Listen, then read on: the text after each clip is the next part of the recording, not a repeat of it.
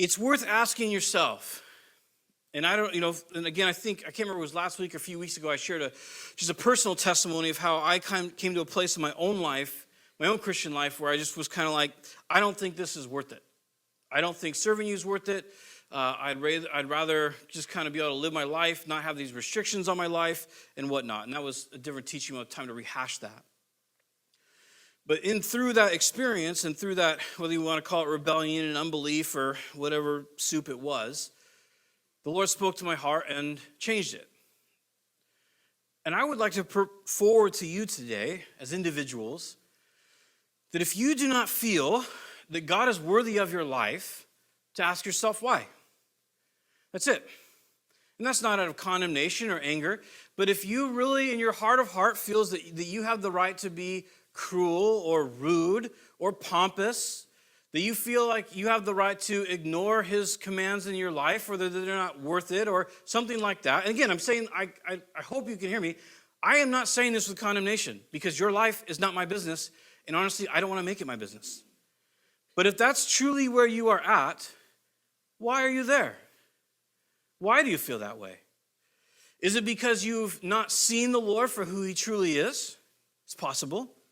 Is it because you have found substitutes? Very possible. I don't know about you, but something that I've observed through COVID, I don't think I've ever spent so much time on screens, and my kids have spent so much time on screens in our entire life, especially during the winter. When it was summertime, we walked every day and sat outside, and that's what was funny because I remember coming back. I don't remember what month it was January, February, something like that. And it was 50 out. And I come back and Tam is in a short sleeve shirt, just sunbathing in the yard. And I'm like, we are in the Northwest because it's 49 degrees outside and we're sun tanning. But but when the winter months came, there's just nothing to do. Right? You're it's pouring rain. Somehow it's 31 degrees and pouring rain and you don't even get snow. So you're you feel extra ripped off, right? You're what is this?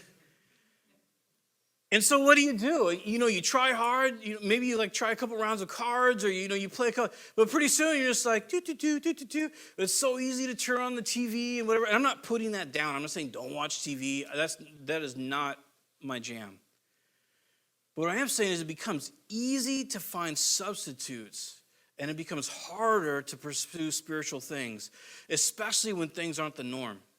I'm a person, I honestly, as much as I hate to admit it, I thrive on schedule.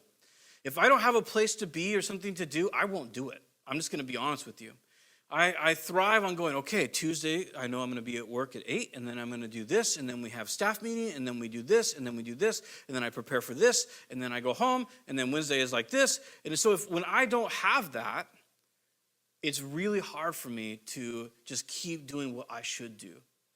And that's that. And when I go through that, and when my schedule gets weird, or I don't, and I'm trying to stay occupied, or whatever it might be, it becomes really easy just to slide into things that they're just a temporal mind-numbing fix.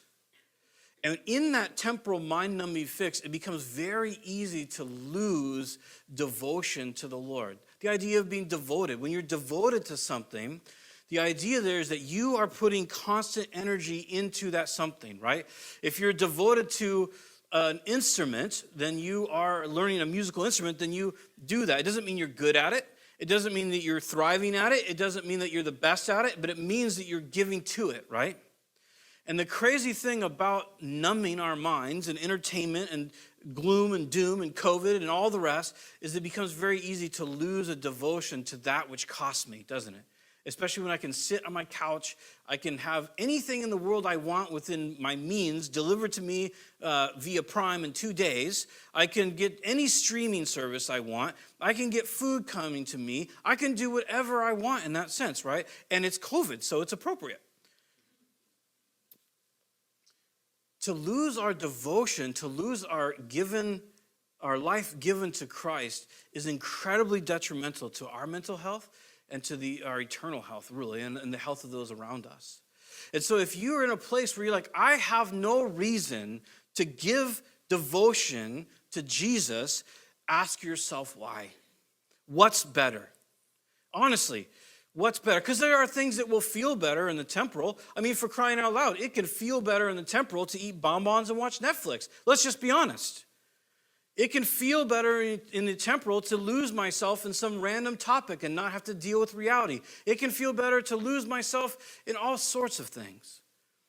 And then certain things begin to slip, and I lower certain standards in my life, and I can decline all these things. So if God isn't interesting to me, is it that God is not interesting? Is the one who created music and poetry, is he uninteresting? Is the person that created human beings in eternity, is he uninteresting? Or am I lacking something? Is the problem with me? Because God is not uninteresting. And I don't say that as some like pastorly thing to say with a finger wag or something like that. I'm just saying that that's the truth. The truth is that God is interesting. And if I find him uninteresting, I need to search for the problem in myself and not in God. Now, here's the great thing. I discover the problem in myself by searching for God. Not by driving deeper and deeper, and although there can be benefit for identifying problems that I have in my own heart and psyche, but realistically, those problems are alerted and addressed when I pursue the Lord. So Paul makes a decision. He's in a crux. He's scared to death. He's trembling, fearful. It almost seems inappropriate to say that because you're like, it's Paul. Of course he wasn't that way. No, he says of himself, I was trembling and fearful. In another place, he says, I was despairing of my life. I hated my life. We think those aren't apostolic emotions. Those are crummy old me emotions. No, those are apostolic emotions. And then he says, but you know what, Lord? I'm going to follow you. My heart is yours. I'm going to shave my head. It's just a picture of newness. I'm going to start a new day. I'm going to shave my head, and I'm yours. You said you'd protect me. You said you'd do great things for me, and now I'm giving you my life. The kicker to the vow is this, though. It's the Lord that keeps it. It's his strength. It's his spirit.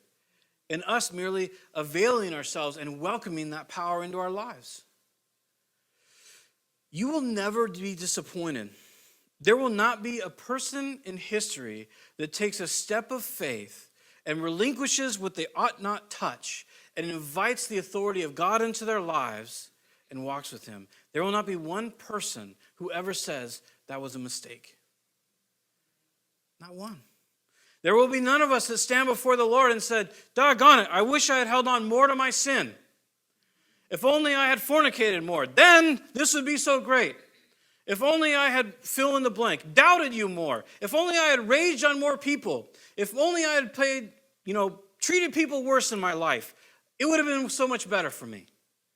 None of us will ever do that. But somehow in our flesh, as soon as we see spiritual things, we're like, ah!